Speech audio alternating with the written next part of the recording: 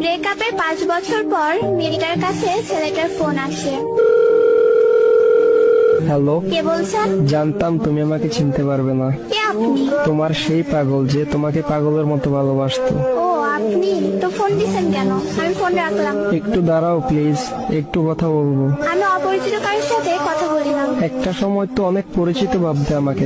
কালকে তোমার বিয়ে, তাই না? শুনেছেন যখন, তাহলে আবার বলছেন কেন? তোমার মুখ থেকে শুনতে চাই। ঠিকই শুনছেন, কালকে আমার বিয়ে। কি বলবেন বলেন। তোমার সাথে যেদিন শেষ কথা হয় সেদিন একটা কথা বলেছিলাম, মনে আছে? কি কথা? এটাও মনে নেই? বলেছিলাম যেদিন তোমার বিয়ে হবে সেদিন এই দুনিয়া থেকে হারিয়ে যাব। শুধু শুধু পাগলামি করবেন না। সত্যি আমার কপালটা একবারেই খারাপ। ভেবেছিলাম আমার মুখে কথা শুনে বলবে তুমি কি ভেবেছো, তুমি মরে গেলে আমি বেঁচে থাকবো, কিন্তু ভুল ভেবেছিলাম। তুমি তো আমাকে ভালোই বাসনি কোনোদিন। জানো, আমি একবারে একা হয়ে গেছি, বাসা থেকে চলে এসেছি।